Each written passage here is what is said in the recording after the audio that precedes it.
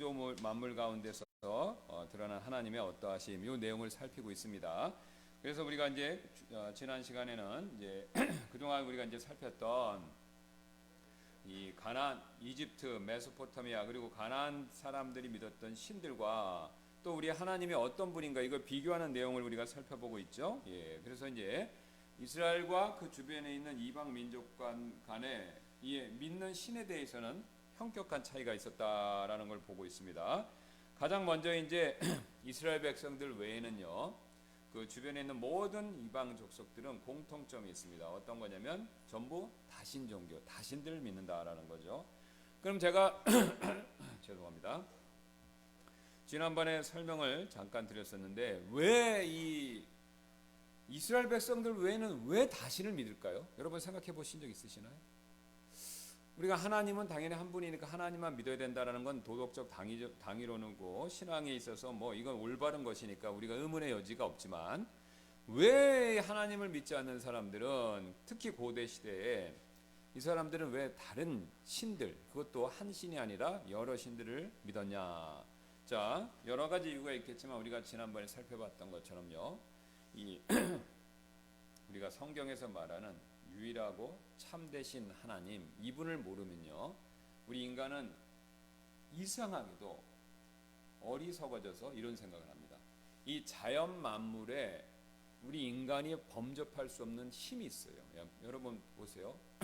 지난주에도 봄인데 눈이 내리지 않았습니까? 충격을 받으시는 거예요. 대설주의보가 막 내렸어요. 아침에 곤란함도 겪고 눈 치우시는 분도 있었고 그걸로 인해서 어떤 어려움을 겪으신 분들도 있으시겠죠. 자, 요즘은 그래도 현대 사회이기 때문에 제설 장치나 제설 작업 또 눈에 의한 피해들을 사람들이 어느 정도 컨트롤을 합니다. 그러나 옛날로 한번 생각해 보세요. 우리가 조선 시대인데 그렇게 눈이 왔다? 그러면 엄청난 피해와 여러 가지 어려움이 있죠. 자, 그 당시 사람들은 이 어떤 과학 기술이라든가 죄송합니다. 자연 만물이 어떻게 움직이는지에 대한 지식이 전혀 없습니다. 우리처럼. 그러니까 이게 자연 만물이 전혀 통제할 수 없고 이 자연 만물에 가진 힘이 우리 인간의 능력을 항상 뛰어넘는 거죠. 그러니까 이런 자연 현상에 가진 강한 힘 때문에 이 자연 현상을 인격을 가진 신이다라고 믿기 시작했습니다. 그거는 선교사들이 19세기, 18, 19, 20세기에 걸쳐서 전 세계 서양의 영국과 미국을 중심으로 한 서구권의 서양 선교사들이 전 세계로 파송되면서 북극에 있는 에스키모부터 남극은 사람이 안 사니까 그 아마존강에 있는 그 원시 부족까지 다 조사를 해봤어요. 선교사들 일부러 조사를 보낸 건 아니지만 선교사를 파송하고 선교 편지 보고를 쭉 받다 보니까 공통점이 있다라는 겁니다. 어떤 공통점이냐면 제가 방금 말씀드렸던 것처럼 전부 자연현상을 신으로 믿는다는 거예요. 그리고 그 자연현상을 인격으로 그렇게 인격을 가진 존재로서 믿고 그것을 섬겼다라는 겁니다. 그 왜 그러냐? 자연현상이 인간이 통제할 수 있는 능력, 힘을 가지고 있기 때문에 그렇다는 것이죠. 자, 그런데 이제 여기서 이뿐만 아니라 이 또 다른 특징이 있습니다. 그러니까 이제 자연현상들이 각각의 하나하나가 힘을 갖고 있으니까 비가 오는 것을 사람이 마음대로 할 수 없고 비가 내리는 것에 의해서 인간의 삶이 영향을 받기 때문에 비를 신이다라고 믿고요. 그 다음에 강물도 마음대로 통제 못하지 않습니까? 그러니까 강도 신이다 이렇게 믿는 거죠. 그 다음에 곡식이 풍년, 소출을 내는 것도 마음대로 안 되는 거예요. 가만 보면 땅 마음인 것 같아요. 날씨 마음인 것 같아요. 그러니까 날씨나 땅을 각각 신으로 모시기 시작하는 겁니다. 그러니까 우리도 옛날로 돌아가면요. 이거 지금도 풍수지림 있지 않습니까? 이 산에 기운이 있다는 거예요. 그리고 어떤 산은 기운이 더 크다는 겁니다. 그래서 그 기운을 받으면 어떻습니까? 뭐 일이 잘 되고 집터가 좋고 또 어떤 데는 기운이 나쁜 기운이 흘러서 그 나쁜 기운을 받으면 자손들이 안 되고 또 건강이 나쁘고 그다음에 애군이 있고 뭐 이런 식으로 다 생각을 하는 거죠. 자, 이런 식으로 각각의 자연 만물에 신이 있다, 그 인격을 가졌다라고 생각하기 때문에 저절로 여러 신을 섬길 수밖에 없습니다. 그러나 우리가 이미 잘 알고 있듯이 이런 모든 자연 만물을 다스리시는 분은 하나님이십니다. 여러분 믿으시죠? 예, 우리가 이거를 구원받고 머리로는 성경을 읽으면서 믿으실 수가 있어요. 그런데 삶에서 실제 내가 겪는 어떤 부분에서 이것에 대해서 약간 의심이 들 때가 있습니다. 대표적인 예로 약간 극단적이지만 내일 소풍 가야 되는데 소풍 가야 되니까 비 오지 말게 해달라고 하나님께 엄청 기도를 한 겁니다. 근데 비가 와버렸어요. 그러면 우리 인간은 약하기 때문에 자연스럽게 의심이 생기죠. 하나님이 이거 주관하시는 건 맞나? 내가 이렇게 정말로 꼭 필요한 일인데 왜 안 들어주실까? 뭐 제가 지금 얘기한 내용은 약간 유치하지만 진짜로 날씨와 관련돼서 중요하고 큰 일이 있습니다. 여러분 그렇죠? 네.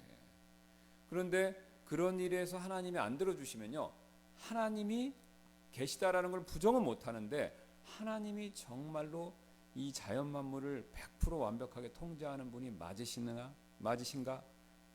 이거에 대한 의심이 절로 생긴다는 거죠. 그래서 우리의 신앙이 자란다라는 것은요, 하나님이 우리 삶의 요소 곳곳, 특히 자연현상과 관계돼서 하나님의 모든 것을 주관하시는 분이 맞다라는 것을 깨닫고 경험하고 고백하고 또 그런 것을 통해서 하나님께 영광 돌리는 것, 이게 바로 우리 신앙이 나아갈 방향이고 깊어지는 겁니다. 여러분 신앙이 큰 분 작은 분요, 성경 지식 많이 하는 것 그것도 관계 있지만요, 성경 지식 많이 알아도 내일 비 안 왔다고 해서 원망 불평하면 그거 신앙이 큰 거 아니죠. 여러분 그렇지 않습니까? 예. 성경 지식 많이 모른다고 하더라도 하나님이 절대자다라는 것을 확실히 믿으면요, 사실 그분이 간증이 더 큽니다. 우리는 이 지식하고 삶하고 이 분리되는 경향이 굉장히 강합니다. 그래서 지식이 많아지면 자연스럽게 내 신앙도 크다라고 이렇게 생각하는 영향이 있는데 성경에서도 그거 자체를 경고하죠. 믿음과 행함. 여러분 그래서 행함에 대해서 알고 싶으시면 야고보서 이미 보셨잖아요. 예. 믿음에서 그치는 것이 아니라 행함으로까지 나가야 된다. 머릿속에서 그치는 것이 아니라 우리의 삶까지도 나가야 된다. 이게 쭉 연결돼야 됩니다. 그런데 안타깝게도 우리 한국 사람들은 이 지식 상태에서 머무는 경우가 굉장히 많습니다. 누누이 말씀드리지만 우리는 유교, 이방 종교죠. 이 유교 영향을 많이 받았기 때문에 지식을 숭상해요. 이거 굉장히 좋은 겁니다. 근데 지식만 숭상하는 데서 멈춘다라는 거죠. 양반은 공부만 잘하면 돼요.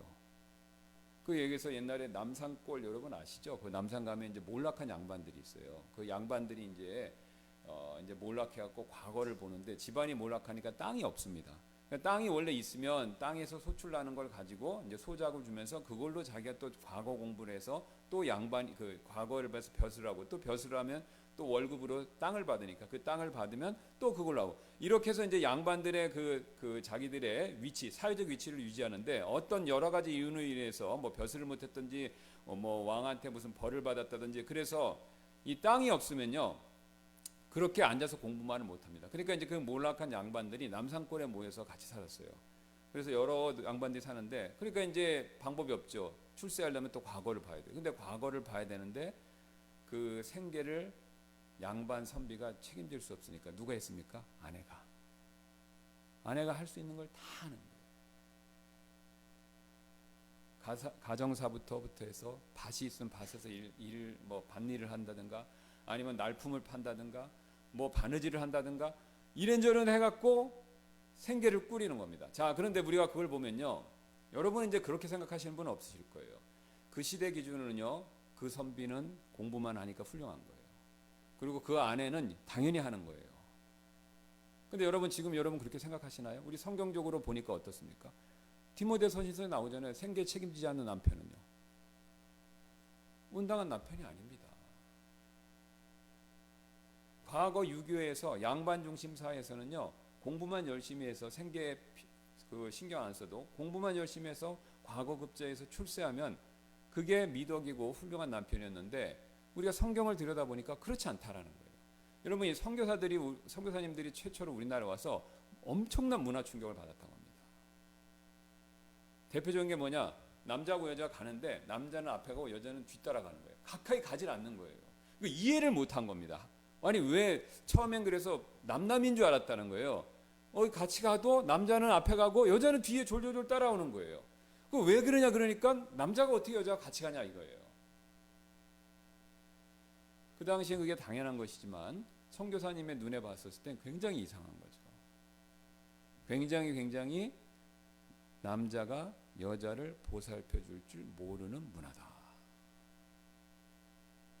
그러니까 이게 우리가 여러분 우리 문화가 좋은 점도 있지만요. 우리 문화는 성경에서 나온 하나님을 제대로 알고 섬기는 그런 신앙에서 나온 문화가 아니기 때문에 성경에 반하는 부분이 굉장히 많습니다. 그래서 우리가 구원받고 나서는요. 우리가 이 삶의 모습에서 안 바뀌는 이유가 뭐냐면 결국은 우리가 성장하고 자랐던 성경적이지 않은 비성경적인 그러니까 이교도 문화에서 자랐기 때문에 그렇습니다. 아브라함이 처음에 하나님 믿고 이제 가나안 땅으로 왔었을 때 고질적인 게 있었죠. 고질적인 문제가 있었습니다. 여러분 뭐였습니까? 거짓말이죠. 그 거짓말도 좀 치사해요. 자기 부인이 아니라고 그러는 거예요. 물론 이제 배달은 그러니까 아버지가 갖고 어머니는 틀린 걸로 보이는데 배달은 형제인데 어쨌든 형제는 형제지만 부인이거든요. 근데 이제 형제란 사실만 얘기하고 부인은 아니다. 그리고 뒤에 가서 보시면 가르치잖아요. 당신의 미모 때문에 그렇게 할 수 있다고. 자, 그러면 왜 아브라함이 그런 거짓말을 했습니까? 그 당시는 그 문화가 남의 부인을 마음에 들면 강탈해 가는 그런 문화였다는 거죠. 그러니까 아브라함이 살았던 하란 지방은 그런 곳이었던 거예요. 그러니까 그런 곳에서 부인을 빼앗길 수 있는 남편을 죽이고 부인을 강탈해 가는 완전히 오랑캐 같은 그런 문화였기 때문에 아브라함은 그런 데서 살았기 때문에 그리고 그런 것에 대한 두려움이 있기 때문에 자기가 그것을 떠나와서도 가나안 땅에 와서도 그걸 자기도 모르게 반복적으로 한 겁니다. 그러니까 아브라함이 단순하게 거짓말을 많이 했다라고 볼 것이 아니라 그가 왜 거짓말을 그렇게 많이 했냐 이거죠. 특히 아내에 대해서. 그런 문화의 영향을 지대하게 받았기 때문에 그렇습니다. 그러니까 아브라함이 그걸 인식하고 여기는 그런 동네가 아니구나 이런 생각을 했다면 그러니까 이제 그게 충돌하죠. 파라오한테 그러지 않습니까? 왜 거짓말했냐? 예? 아비멜렉한테도 그래. 왜 거짓말했냐? 그러면 당신들이 내 아내를 갖다 데리고 가고 그럴 사람으로 보였기 때문에 그랬다라고 그러니까 파라오나 아비멜렉 왕이 그 부분에 대해서 인정은 안 해요. 오히려 아비멜렉 같은 경우는 아브라함의 여자에 손대면 엄한 벌을 내리겠다라는 그런 내용들을 얘기하죠. 그러니까 다른 지역이었는데 아브라함은 과거의 문화 영향을 받았기 때문에 그런 습관적인 거짓말하는 죄를 지은 것이죠. 이스라엘 백성도 마찬가지입니다. 출애굽기 제가 또 강해도 하고 아침에 묵상글에 보내는데 그걸 보시면 이스라엘 백성들이 광야에서 저질렀던 실수, 그 죄의 상당 부분은요 이집트에서 배운 겁니다. 그 사람들이 하늘에서 떡 떨어져 갖고 갑자기 생긴 민족이 아니라 이집트에 430년 최소한 거기에 있었기 때문에 이집트 사람들이 하는 문화 영향을 지대하게 받은 거죠. 그래서 몸은 광야에 있지만 마음은요, 생각은요, 문화는 이집트 문화에 여전히 젖어 있었던 겁니다. 그러니까 하나님이 광야에서 40년 속된 말로 하면 뺑뺑이를 돌리신 이유가 있는 거죠. 왜 그렇습니까? 그 이집트에 대한 생각, 문화, 또 이집트의 그 사고방식이 젖어 있는 것을 빼내지 않고는 가나안에 못 가는 겁니다. 왜냐면요, 가나안은 이집트보다 더하면 더했지 못한 동네가 아니거든요. 이집트도 세속적인 문화가 굉장히 부패하고 굉장히 문제가 많았지만 가나안은 더 심했습니다. 그러니까 그 근거로 하나님이 멸절을 시키라고 말씀하시죠. 어떻게 보면 굉장히 잔인하고 난제인 것 같이 보이는데 하나님이 보셨을 때 거기 이스라엘 백성을 그대로 집어넣으면 완전히 가나안 백성처럼 오랑캐 될 거기 때문에 완전히 하나님을 저버리고 그들하고 동화될 것을 아시기 때문에 그들을 쫓아내라 라고 말씀하신 겁니다. 근데 이제 그것도 모자라니까 하나님 보셨을 때 광야에서 이집트 물을 먼저 빼신 거예요. 그것과 동일한 원리가 우리에게도 지금 작동하고 있습니다. 그러니까 여러분과 제가 힘들어하는 부분이 있어요. 습관적으로 짓는 죄가 있습니다. 근데 그것은요, 사실 내 개인적인 문제이기도 하지만 우리 사회, 내가 자랐던 가정의 가정사, 그 다음에 내가 교육받았던 교육의 내용들의 산물일 뿐입니다. 그러니까 우리가 그것이 하나님 말씀과 상충된다라는 것을 이해하고요, 그 다음에 그것을 인정하고 내가 그것을 버려야 되겠다라고 결심을 하셔야만 그게 바뀌기 시작합니다. 왜냐하면은 사람은 이상하게도요, 이 작은 부분에 대해서 잘못했다라고 인식하는 것보다는 어떤 큰 부분에 대해서 잘못했다라고 인식할 때 충격을 더 받습니다. 그러면서 나 자신에게 대해서 이걸 고쳐야 되겠다는 동기부여가 더 크게 일어난다는 거죠. 그러니까 우리가 이제 그런 식으로 우리 자신의 문제에 대해서 생각해 볼 필요가 있습니다. 그래서 지금 말씀드린 내용이 바로 어떤 것이냐면, 왜 다신을 섬기냐? 자연 만물을 각각 신으로 믿기 때문에 그렇습니다. 자, 그 다음에 두 번째로 4번 되겠는데요. 이 고대 다신교의 가르침에 따르면요, 우주에 참된 힘은 마법이다. 이게 또 굉장히 기독교, 우리 성경에서 말하는 그 하나님하고 이방 종교를 믿는 그 신앙 간의 결정적인 차이점 가운데 하나입니다. 이 사람들은 마법을 믿죠. 여러분 혹시 장난이라도 뭐 재미라도 마법 영화나 뭐 그림, 글 뭐 이런 거 보신 적 있잖아요. 뭐 해리포터 뭐 이런 거. 뭐 저는 그 해리포터 거 본 적은 없는데, 뭐 영상에 나오면 뭐 빗자루를 타고 다니고 뭐 어떻게 뭐 하면 뭐 불이 나오고 뭐 하여튼 뭐 그런 걸 잠깐씩 이렇게 지나가는 광고로 본 적은 있었는데요. 여러분 근데 이게 그 마법 얘기를 보면요, 거기 각각의 신이 나오는데 재미있는 현상이 있습니다. 각각의 신이 마법을 가져요. 근데 각각의 신이 마법의 정도가 세기가 틀려요. 그죠? 강도가. 그럼 어떤 신이 더 강한 신이냐면, 마법을 더 큰 마법을 가져야 그 신이 더 큽니다. 그런데 신기한 건요, 그 신들도 마법의 지배를 받아요. 내가 10개의 마법을 가졌는데 이 사람 100개의 마법을 가지고 다른 신이다. 그러면 이 상대방이 100개의 마법을 가지고 있기 때문에 내가 못 이기는 겁니다. 그래서 이 다른 종교의 신들은 마법을 기준으로요, 항상 서열이 생깁니다. 그래서 그 마법이 어느 정도 세냐라고에 따라서 신을 섬기는 정도가 딱딱딱 차이가 난다는 거죠. 자, 그래서 이게 마법이 고대인들의 생각에서는 굉장히 중요하고, 또 그 마법을 이용해서 자기가 원하는 것을 얻을 수 있다라고 생각하죠. 자, 근데 성경에서 말하는 하나님과 결정적인 차이점이 있습니다. 이 다른 종교를, 이교도 신을 믿는 사람들은 마법이 실제하고 그 마법의 힘이 최소한 그 신이나 아니면 그 신보다 위에 있다라고 믿습니다. 그런데 성경의 하나님은요,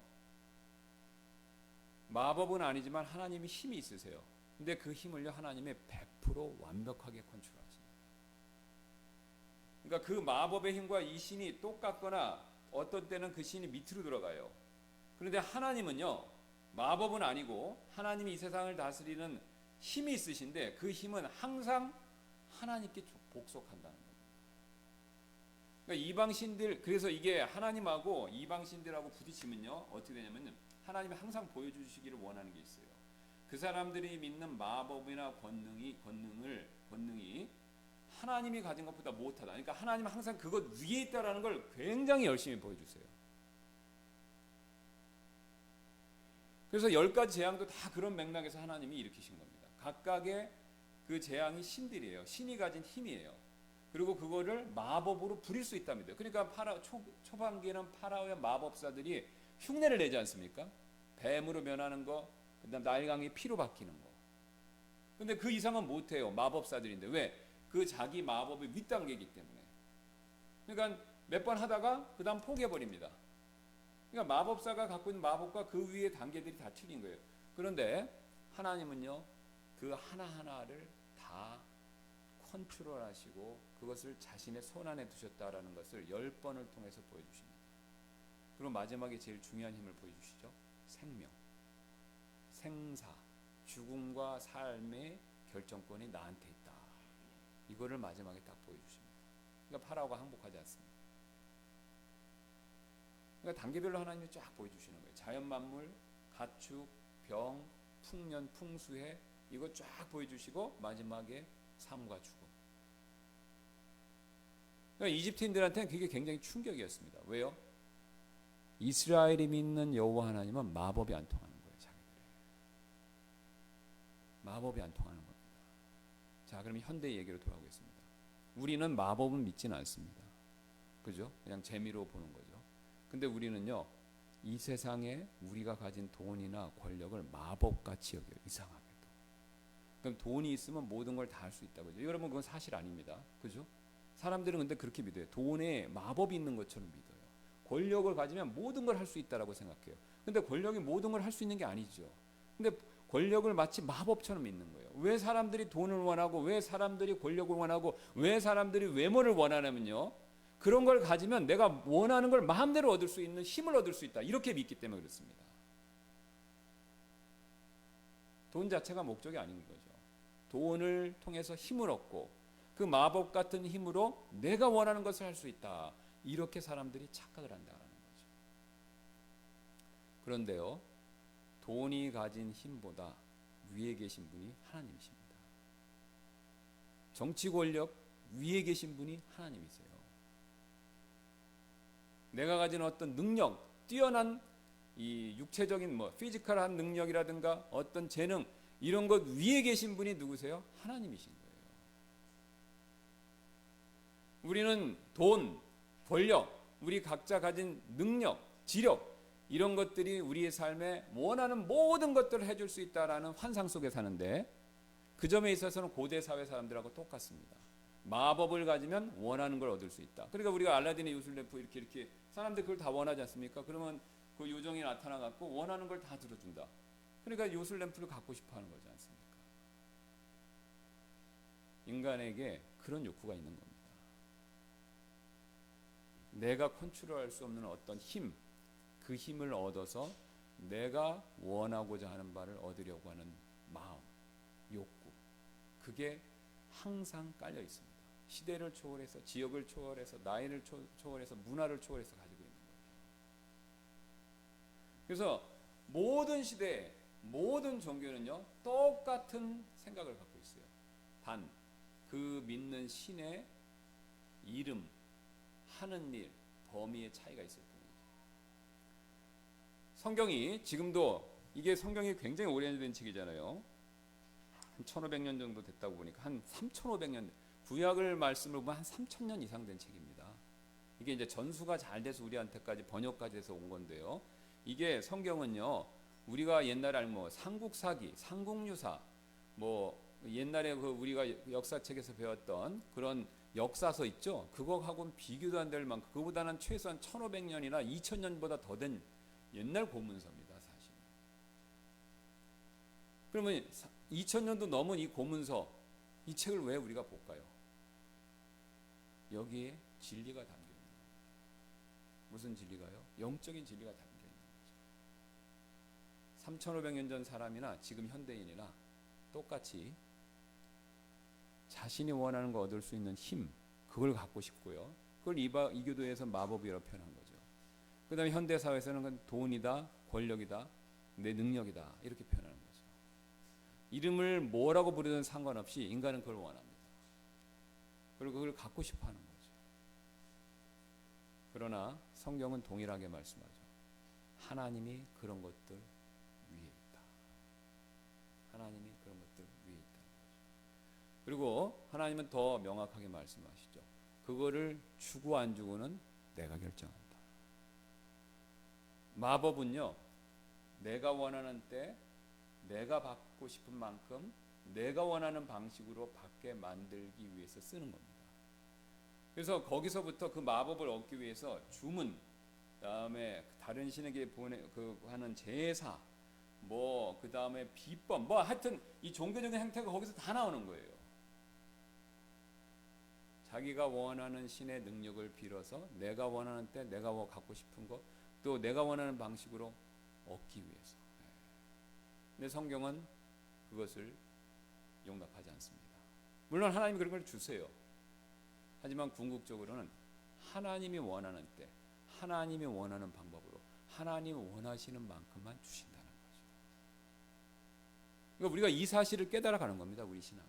여러분 다 기억나시잖아요. 이해하시잖아요. 어렸을 때 구원받았을 때는요, 달라는 거 많고, 하나님 원하는 거 많고, 하나님 앞에 받고 싶은 거 많아요. 마치 아이들처럼. 갓난아기는 뭐 다 줘야 되지 않습니까? 재워줘야죠, 먹여줘야죠, 입혀줘야죠, 놀아줘야죠. 근데 그때는 다 부모님이 해주세요. 자, 그러나 아이가 크면요, 스스로 알아서 하고요. 더 크면 부모님을 섬기는 겁니다. 그렇죠? 다 컸는데도 엄마한테 중고등학생인데도 밥 더 먹여달라고 그러면 어떻게 되는 겁니까? 이게 문제 있죠. 여러분, 우리도 영적으로 똑같습니다. 하나님이 구원받고 처음에 은혜 베풀어 주셔서 우리의 기도도 많이 들어주시고 원하는 대로, 그 다음에 하나님이 간구하는 대로 많이 들어주시지만요, 우리의 신앙이 자라면 자랄수록요, 내 뜻대로 내 원하는 방법으로 내가 원하는 만큼을 하나님께 구해서 받는 게 아닙니다. 하나님이 원하시는 때 하나님이 원하시는 방법으로 하나님이 원하시는 것만큼 받는 연습을 우리가 해야 된다라는 거죠. 그게 우리의 신앙입니다. 그래야 하나님이 성숙한 신앙인으로 인정하시고 또 하나님과 가까워지는 거죠. 여러분, 우리가 성장해서 점점 어른이 되고 우리도 부모가 되면요, 부모님의 마음을 이해하지 않습니까? 그럼 부모님이 왜 안 주셨을까? 왜 기다리셨을까? 왜 저것만 주셨을까? 이해합니다.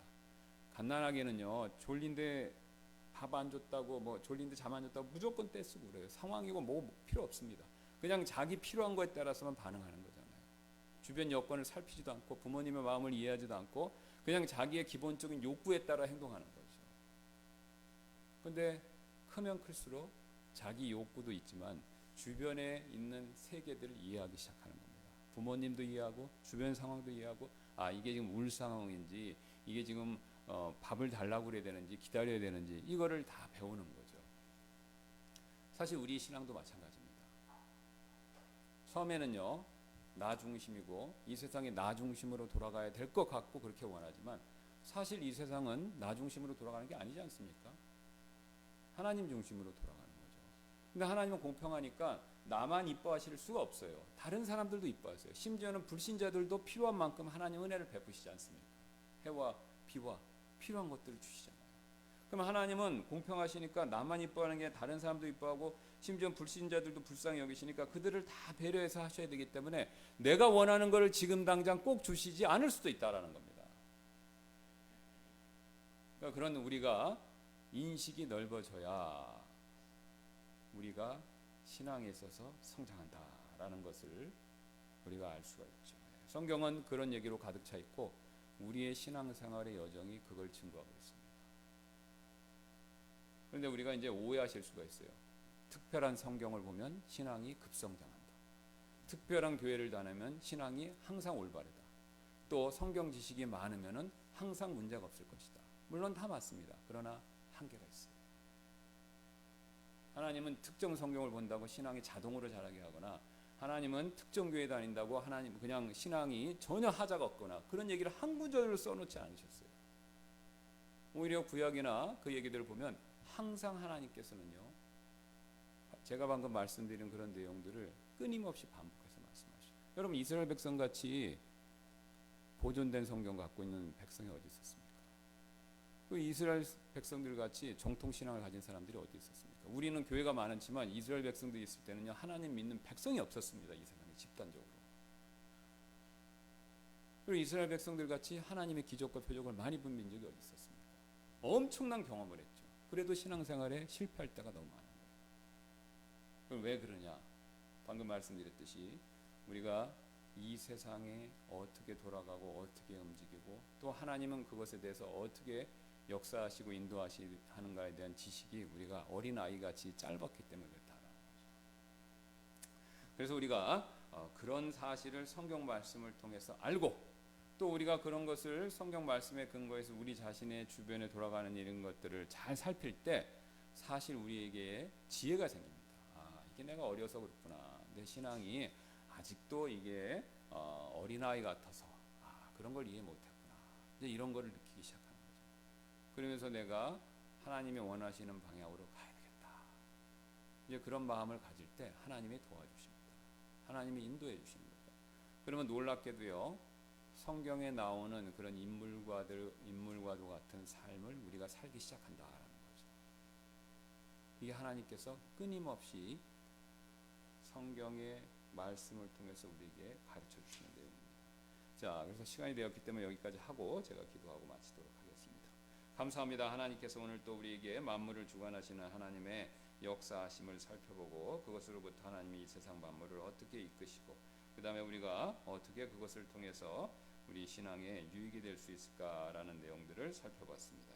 주님, 우리가 이런 내용들을 잘 살피고 또 깨닫고 이해하고 또 깨닫고 이해한 것을 내 삶에 정직하게 잘 실천하고 반영함으로써 우리의 신앙이 더 성장하고 무엇보다도 하나님을 알고 하나님을 가까이 하는 저희 모두가 되도록 주님께서 저희들을 선하게 이끌어 주옵소서. 이 시간 이후에도 우리가 하나님 앞에 예배 드리기를 원합니다. 우리가 오늘 이 예배당에 이렇게 월세를 비싸게 내고 이 공간을 얻고 또 어렵게 힘들게 봉사를 해서 여러 가지 시설과 이런 것들을 두고 또 우리가 바쁜 시간을 내서 이렇게 귀중한 시간을 내서 쉬지 않고 이곳에 모인 것은 오직 하나님께만 영광을 돌리기 위해서입니다.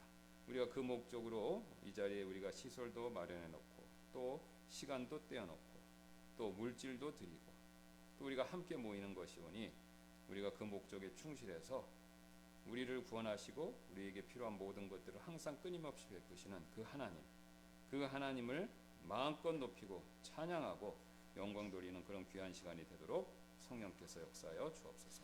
다시 한번 감사드리며 모든 말씀 예수님의 존귀하신 이름으로 기도드렸습니다.